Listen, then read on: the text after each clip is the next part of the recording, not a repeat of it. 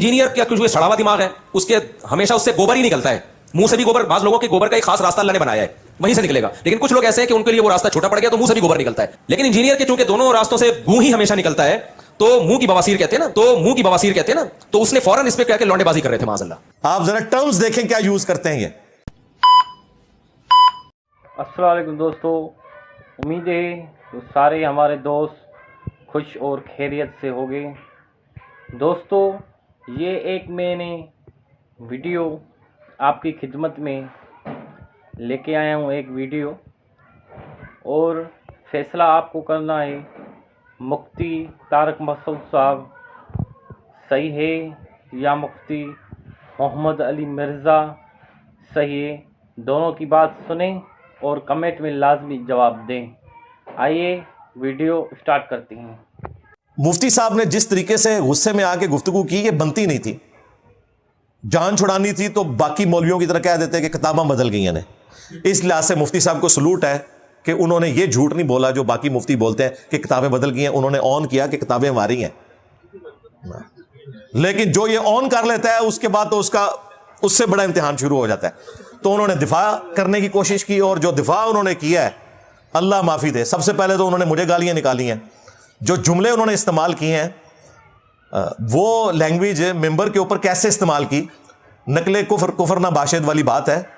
उन्होंने कहा कि जी अल्लाह ताला ने गोबर निकलने का रास्ता रखा हुआ है, बाद लोगों के दो रास्ते होते हैं, और इंजीनियर उस रास्ते से भी, यानी वो मुंह से, और वो कह रहे हैं इसको मुंह की बवासीर है। आप जरा देखेंगे टर्म, मौलवी जितनी मोटी गाल काट सकता है ना, आम आदमी सोच भी नहीं सकता। मुंह की बवासीर।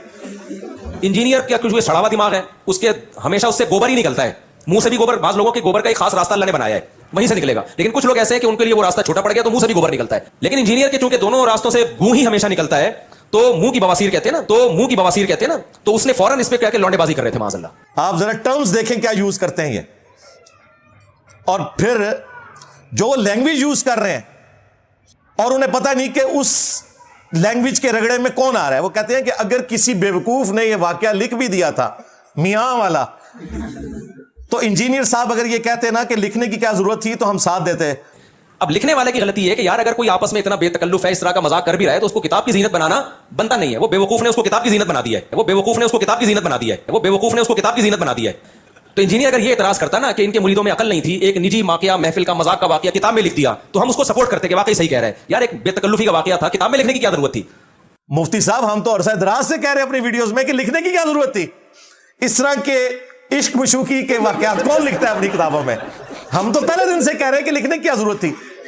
अच्छा, अब उसने वर्किंग कोई नहीं की हुई थी। उसने पता क्या कहा? उसने कहा अगर उस बेवकूफ ने लिख भी दिया था, और बेवकूफ पता कौन है? हकीमुल उम्मत अशरफ अली थानवी। लिहाजा जो बरेलवी कहते थे ना ये मरीजुल उम्मत है, मुफ्ती साहब ने आधी बात मान ली है कि मरीजुल उम्मत है या नहीं है, ये बेवकूफुल उम्मत है। बेवकूफ का है इन्होंने। किसको? अशरफ थानवी को। हो सकता है इस पे भी अब रुजू करना पड़े। बड़े किसी मुफ्ती ने सुन लिया, उन्होंने कहा तू यार कितने साढ़े बुजुर्गों को बेवकूफ कह देता है, लेकिन वर्किंग नहीं थी। और ये ऐसे खतरनाक वाकयात हैं। मेरी वीडियोस जब मौलाना तारिक जमील साहब ने देखी ना, तो मुझे उन्होंने फोन किया, मुझे कहते हैं यार ये वाकई लिखा हुआ है किताबों में। मैंने कहा जी थानवी साहब ने किताब लिखी है अरवाह सलासा, और उसका नाम रखा गया है हकायात औलिया, यानी औलिया की हकायात। ये औलिया इनके ये कुछ करते रहे। हाँ, तो फिर उन्होंने मुझे कहा ये किताब मुझे भेजो।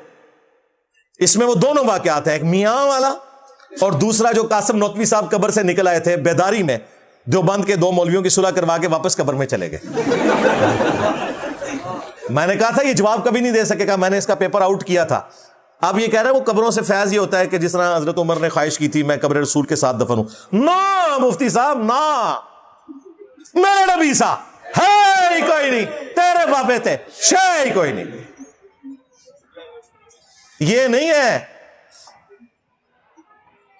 वो कब्रों से फैज ये है कि तुम्हारा कासिम नौतवी कब्र से निकल आया बेदारी में, और कौन निकल कर रहा है? अशरफ थानवी साहब। दो मौलवियों की सुलह करवा के गया, और वो मौलवी जिसको मिलने आया था ना, वो सख्त सर्दियों के अंदर उसका लिहाफ भीग गया था पसीने की वजह से। पता नहीं कुछ और भी निकल गया होगा। पाजी मुर्दा निकल के आ जाए बाहर। یہ تھا جناب وہ جو کہتے تھے نا ہم قبروں سے خواص کے طریقے سے فیض لیتے ہیں, جو المحنت میں لکھا تھا وہ یہ ہے. کوئی جواب نہیں. پھر کہتا نہیں نبی علیہ السلام کی جو جسمانی حیات ہے قبر میں وہ تو انجینئر صاحب بھی مانتے ہیں, بالکل جسم اطہر سلامت ہے, لیکن تم جس جسمانی حیات کو مانتے ہو اس میں قبر مبارک سے ہاتھ بھی باہر نکالتے ہو. میں نے یہ دلیل دی تھی, تو پی گیا. دوستو تیرے مفتی اعظم پلانٹ ارتھ دیوبند لائک ضرور کرنا. تقی عثمانی صاحب نے درس حدیث میں یہ جھوٹا واقعہ سنایا. تو مورخین نے لکھا ہے کہ جو ہی یہ شعر پڑھے تو روضہ اقدس میں سے نبی کریم سرور دو عالم صلی اللہ علیہ وسلم کا دست مبارک ظاہر ہوا, اور ہزاروں انسانوں نے یہ نظارہ کیا کہ دست مبارک ظاہر ہوا. احمد کبیر رفاعی رحمۃ اللہ نے دست مبارک کو بوسہ دیا اور دست مبارک پھر واپس آیا. اتنا عظیم الشان واقعہ ان کے ساتھ پیش آیا, اور یہ مورخین نے متعدد تاریخوں میں لکھا ہے اور لکھا ہے کہ ہزارہ افراد کی موجودگی میں یہ واقعہ پیش آیا. 550 سال بعد شیخ احمد رفاعی کے لیے رسول اللہ نے قبر اطہر سے ہاتھ باہر نکالا, خواب میں نہیں بیداری میں, 90,000 لوگوں کی موجودگی میں. جھوٹ لکھا. یہ باپا جانی نے بھی لکھا ہوا ہے, اور ان کے بڑے شیخ زکریا کاندھلوی تبلیغی جماعت والے نے فضائل حج میں لکھا ہوا ہے, اور کہتے ہیں جی ہاتھ چوما انہوں نے, اور عبد القادر جیلانی بھی ساتھ تھے, اور نہیں چوم سکے. اور میں نہ جا کے انہیں کیوں نہیں چومیا بھائی, حالانکہ وہ پیر تھا, مرید تو شیخ احمد رفاعی تھا. جھوٹا واقعہ. یہ تم مانتے ہو جسمانی حیات, اس کا جواب دے. نہیں دے سکتے. میں نے اس میں بھی کہا تھا میں جو کچھ پیپر آؤٹ کر رہا ہوں انہوں نے جواب دینے ہیں, ان کے بھی جواب دے رہا ہوں, لیکن یہ کبھی بھی بورا کھول کے کسی بات کا جواب نہیں دے سکے گا. اس نے نہیں دیا.